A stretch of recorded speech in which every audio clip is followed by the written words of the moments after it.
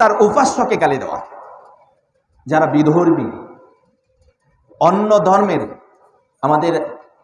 আমাদের সমাজে বা আমাদের দেশে, আমাদের গ্রামে, আমাদের আশেপাশে, আমার বাড়ির পাশে, আপনার বাড়ির পাশে ভিন্ন ধর্মের মানুষ আছে না? হিন্দু ভাইয়েরা আছে না?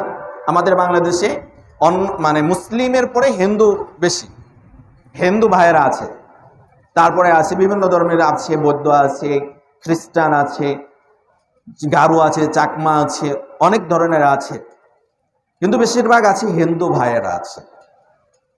তারা আল্লাহ পাক রব্বুল আলামিনকে বাদ দিয়ে তারা মূর্তি পূজা করে। এটা তারা তাদের ধর্ম পালন করে। এই যে কেউ যদি মূর্তি পূজা করে, এখন তাকে যদি আমরা গালি দেই, এই তোর ঠাকুর এটা করেছে, তোর ঠাকুর ওইটা করেছে, ওই মালায়ন, এইভাবে যদি তাকে কটূক্তি করা হয়, ডাকা হয়, আমাদের মধ্যে অনেকেই ডাকে, মালায়ন বলে, হিন্দু বলে, বা তাকে কটূক্তি করে, তার উপাসনা বা তারা যার পূজা করে, উপাসনা করে, সেই ঠাকুর বা মূর্তির কে গালি দেওয়া, এটা কি গালি দেওয়া যাবে না যাবে না? যাবে না। ও যারই ইবাদত করুক না কেন, ফয়সালা কে করবে? আল্লাহ।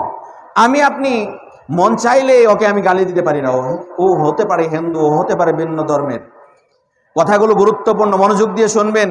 আমি আপনি যে কোনো সময়, যে কোনো ভাবে, যে কোনো মুহূর্তে আমি তাদেরকে গালি দিতে পারি বা তাদের উপাস্যকে গালি দিতে পারি, কিন্তু আল্লাহ পাক রব্বুল আলামিন তো নিষেধ করেছেন। আল্লাহ পাক রব্বুল আলামিন বলেছেন, ওয়ালা তাসুব্বুল্লাযীনা ইয়াদউনা মিন দুনিল্লাহি ফায়াসুব্বুল্লাহা আদওয়ান বিগাইরি ইলম। যারা আল্লাহকে শিরক, অন্য কোন দেবদেবীর উপাসনা করে, অন্য কোন মূর্তির পূজা করে, যারা আল্লাহর ইবাদত বাদ দিয়ে অন্য কোন উপাসনাকে তারা আহ্বান করে, আল্লাহ পাক রব্বুল আলামিন বলেছেন, ওয়ালা তাসুব্বুল্লাযীনা ইয়াদউনা মিন দুনিল্লাহি ফায়াসুব্বুল্লাহা আদওয়ান বিগাইরি ইলম। তোমরা তাদেরকে এবং তাদের ওই উপাসনাকে, যার উপাসনা করে, তাদেরকে গালি দিও না। ফায়াসুব্বুল্লাহা আদওয়ান বিগাইরি ইলম। হতে পারে তোমরা যদি তাদেরকে গালি দাও বা তাদের উপাসনাকে গালি দাও, তাহলে তারা কি করবে? উল্টো তারা অজ্ঞতাবশত অন্যায়ভাবে তোমার আল্লাহকে তারা গালি দেবে। সুতরাং আপনি কি চান আমাদের আল্লাহ পাক রব্বুল আলামিনকে কেউ গালি দেয়? তো তাদের উপাসনাকে গালি দিলে তারা আমাদের আল্লাহকে গালি দেবে, এটাই স্বাভাবিক। তো তারা যদি আমার একটা অপরাধের কারণে আল্লাহকে যদি তারা গালি দেয়, এর অপরাধী কিন্তু আমাকেও হতে হবে, কারণ আমার কারণেই সে আমার আল্লাহকে গালি দিয়েছে। খেয়াল করতে হবে, আমার আপনার আশেপাশে সমাজে, আমার এই দেশে অনেক হিন্দু, অনেক ধর্মীর বাস করে, তাদের উপাসনাকে গালি দিয়েন না, ভাঙতে যায়েন না। ভাঙে না। আজকে আমাদের এই দেশে রাজনৈতিক স্বার্থে আমাদের এই দেশে অনেক মূর্তিকে ভাঙ্গা হয়েছে, অনেক হিন্দু উপাসনালয়ে হামলা করা হয়েছে। এটা যারাই করুক, আবার এই মূর্তিকে হেফাজত করার জন্য, এই মূর্তিকে বা রাজনৈতিক এই দেশকে স্থিতিশীল রাখার জন্য আবার কিছু কিছু মাদ্রাসার ছাত্ররা, কিছু কিছু মুসলিম ভাইয়েরা সারা রাত জেগে জেগে পাহারা দিয়েছে। কেন করতে হয়েছে এটা কেন করতে হয়েছে একটু কি চিন্তা করে দেখেছেন?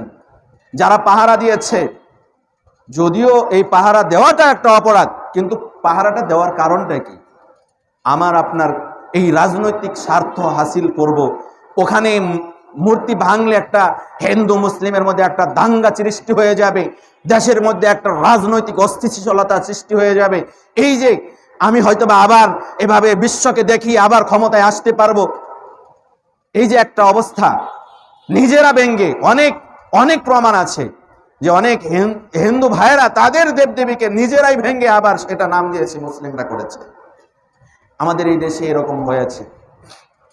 তো সম্মানিত উপস্থিতি মুসল্লিয়ান ইকরাম, মূর্তি গালি দেওয়া, মূর্তি ভাঙ্গা, এটা আমার আপনার দায়িত্ব আল্লাহ পাক রব্বুল আলামিন দেন নাই।